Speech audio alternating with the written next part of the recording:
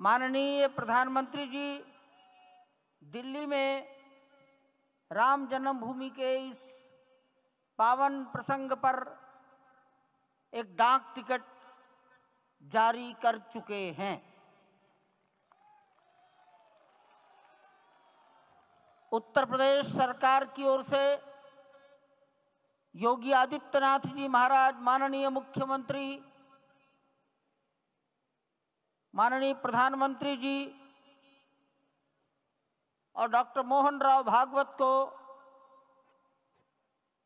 सम्मान में 2 चिन्ह भेंट करेंगे।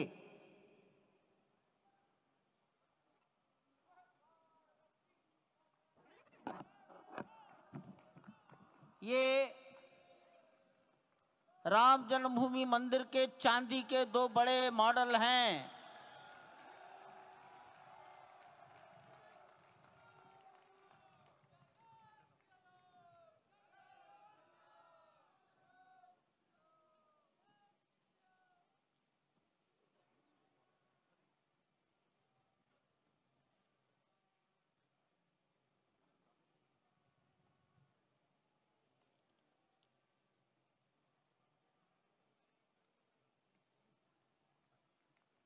पूज्य गोविंद देव गिरि जी महाराज मंच पर आएंगे और माननीय प्रधानमंत्री जी ने के बारे में अपनी भावनाएं प्रकट करेंगे।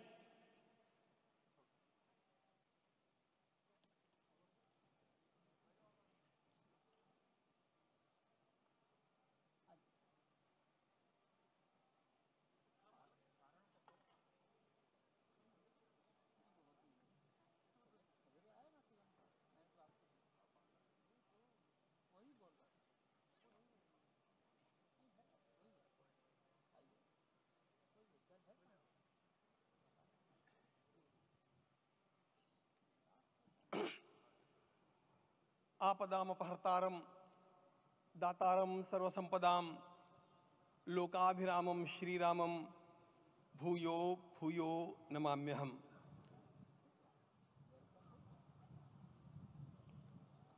आज अंतःकरण अत्यंत उल्लास से, समाधान से और कृतज्ञता से भरा हुआ है। हमारा संपूर्ण राष्ट्र और पूरा विश्व भी आज भगवान श्री राम की प्रतिष्ठा से आलोकित होने का पर्व आरंभ हो चुका है। यह केवल एक मंदिर में एक मूर्ति की प्रतिष्ठा नहीं है, यह इस देश की अस्मिता, इस देश का स्वाभिमान और इस देश का आत्मविश्वास, इसकी प्रतीक्षा है। 500 वर्षों की प्रतीक्षा के पश्चात यह संभव हो सका। इसके जो अनेक कारण हैं, उनके ऊपर तो आलोक हमारे सारे सम्माननीय अभ्यागत डालेंगे ही। मैं केवल एक काम के लिए यहां पर खड़ा हूं, छोटा सा काम। कारण तो अनेक होते हैं, लेकिन अनेक कारण मिलते मिलते आखिर वे एक विशिष्ट स्तर तक पहुंच जाते हैं और उस स्तर पर कोई महापुरुष हम लोगों को उपलब्ध होता है और उस विभूति के कारण युग परिवर्तित हो जाता है।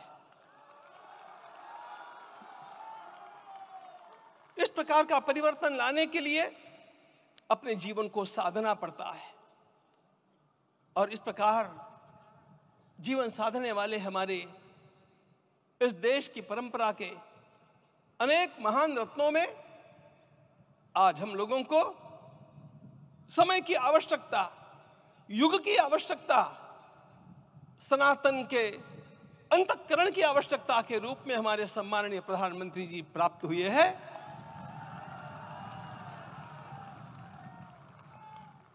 यह केवल इस देश का नहीं, यह संपूर्ण विश्व का सौभाग्य है कि आज एक ऐसा राजदर्शी हम लोगों को प्राप्त हुआ।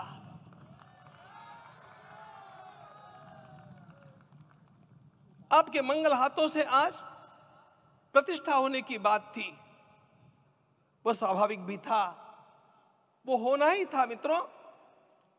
लेकिन मुझे इस बात का आश्चर्य हुआ जब मुझे लगभग 20 दिन पूर्व समाचार मिले कि माननीय प्रधानमंत्री जी को इस प्रतिष्ठा के लिए स्वयं अपने लिए क्या क्या अनुष्ठान करके सिद्ध करना चाहिए स्वयं को, उसकी नियमावली आप लिख करके भेजें।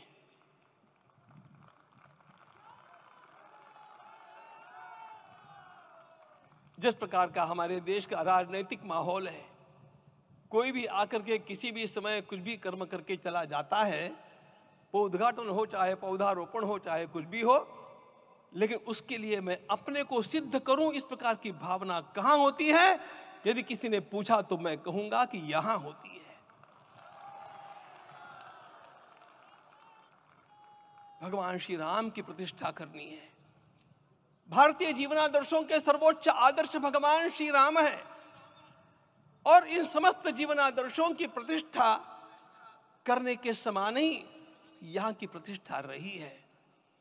इसलिए एक महान विभूति को ऐसे लगा कि मैं अपने को भी साधूं, मैं कर्मणा मनसा वाचा, कर्म से, मन से और वाणी से अपने को उसके लिए शुद्ध बनाऊं, सिद्ध बनाऊं, और उसका मार्ग तप ही है। भगवत गीता ने कहा, यज्ञ दान तप कर्म न त्याज्यम कार्य में तत्। तप से ही विशेष परिशुद्धि होती है। आज मुझे आपको बतलाने समय अंतःकरण गदगद होने की अनुभूति हो रही है। मैंने तो कहा था, हम लोगों ने महापुरुषों से परामर्श करके लिखा था, आपको केवल 3 दिन का उपवास करना है। आपने 11 दिन का संपूर्ण उपोषण किया। हमने 11 दिन एक भुक्त रहने के लिए कहा था, उन्होंने अन्न का ही त्याग कर दिया। महाभारत में कहा गया है, अनशन यह सबसे बड़ा तप है, अनशन। और उसको उनके जीवन में साकार होते हुए मैंने केवल देखा नहीं, मैं थोड़ा तार्किक हूं। आपकी परम पूजनीय माता जी से मिलकर के मैंने उसको रिकन्फर्म भी किया था कि आपका ये अभ्यास 40 वर्षों का है। ऐसा तपस्वी कोई राष्ट्रीय नेता प्राप्त होना यह सामान्य बात नहीं है। वे इन दिनों में हमने कहा था कि आपको विदेश प्रवास नहीं करना चाहिए, क्योंकि सांसर्गिक दोष भी आते हैं। विदेश प्रवास टाल दिया सांसर्गिक देशों के इस दोषों की संभावना के कारण, लेकिन दिव्य देशों का प्रवास ऐसा किया। नासिक से आरंभ किया, गुरुवायूर गए, श्रीरंगम गए, रामेश्वरम गए। इन सारे स्थानों पर जाकर के वहां के परमाणुओं को लेकर के और पूरी भारत माता के हर कोनों में जाकर के मानो वे निमंत्रण दे रहे थे कि आइए दिव्य आत्माओं, अयोध्या पधारिए और हमारे राष्ट्र को महान बनाने के लिए आशीर्वाद दीजिए।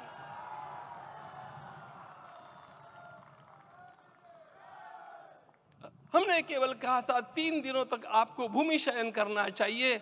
11 दिनों से आप भूमि शयन कर रहे हैं। इस कड़कड़ाती ठंड में इस प्रकार का शयन करना, मित्रों, ब्रह्मा जी ने सृष्टि को निर्माण किया। उस समय उन्होंने एक शब्द को सुना था। भारत की संस्कृति का सबसे मूल शब्द है तप, तप इति। हमारे पूज्य गुरुदेव के गुरुदेव परम गुरु कहा करते थे, कांची के परमाचार्य जी महाराज, तपश्चर। मैं जब भी उनसे मिलता था वे कहते थे तपश्चर। आज तप की कमी हो गई है और उस तप को हमने साकार आप में देखा। मुझे इस परंपरा को देखते हुए केवल एक राजा याद आता है जिसमें यह सब कुछ था, और उस राजा का नाम छत्रपति शिवाजी महाराज। छत्रपति शिवाजी महाराज। मित्रों, लोगों को पता नहीं है शायद, वे स्वयं जब मल्लिकार्जुन के दर्शन के लिए श्रीशैलम के ऊपर गए 3 दिन का उपवास किया, 3 दिन शिव मंदिर में रहे और महाराज ने कहा कि मुझे राज्य नहीं करना है, मुझे संन्यास लेना है, मैं शिव जी की आराधना के लिए जन्मा हूं, मुझे संन्यास लेना है, मुझे वापस मत ले जाइए। इतिहास का वो बड़ा विलक्षण प्रसंग है। उस प्रसंग में उनके सारे ज्येष्ठ मंत्रियों ने उनको समझाया और लौटा करके लाया कि यह भी आपका कार्य भगवत सेवा ही है। आज हम लोगों को उसी प्रकार के एक महापुरुष ऐसे प्राप्त हुए हैं जिसको भगवती जगदम्बा ने स्वयं हिमालय से लौटा करके भेज दिया कि जाओ भारत माता की सेवा करो। तुम्हें भारत माता की सेवा करनी है। मैं अपने को कभी श्रद्धा रखने के बारे में भावुक नहीं पाता हूं, लेकिन कुछ स्थान ऐसे होते हैं जहां पर आदर के साथ अपना मस्तक अपने आप झुक जाता है। ऐसा एक स्थान हम लोगों को उच्च पदस्थ इस राजर्षि ने जब दिखाया तो मुझे छत्रपति शिवाजी महाराज के गुरु समर्थ रामदास स्वामी महाराज की याद आ गई। उन्होंने शिवाजी का वर्णन किया, निश्चयाचा महामेरु, निश्चयाचा महामेरु, बहुत जनासी आधारू, अखंड स्थितिता निर्धारू, श्रीमंत योगी, श्रीमंत योगी, श्रीमंत योगी। हम लोगों को आज एक श्रीमंत योगी प्राप्त हुआ। आज मैं यहां पर केवल इसलिए खड़ा हूं कि इतने तपस्या के पश्चात इन सारे महात्माओं की अनुमति लेकर के और उनके आशीर्वाद लेकर के उनका यह तप पूर्ण करने के लिए, उसकी सांगता के लिए उनको चरणामृत दिया जा रहा है। आप सबकी सहमति हो तो आप सब लोग ओंकार का घोष करके मुझे सहमति दें।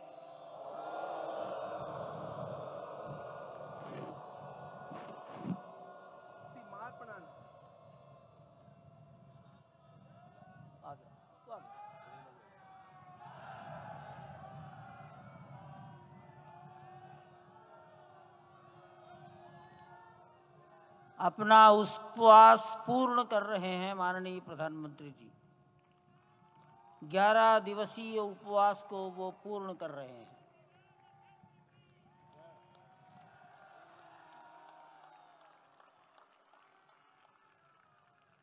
मैं श्री राम जन्मभूमि तीर्थ क्षेत्र के अध्यक्ष पूज्य महंत नृत्य गोपाल दास जी महाराज, मणिराम छावनी अयोध्या के श्री महंत के चरणों में निवेदन करता हूं आशीर्वचन के लिए।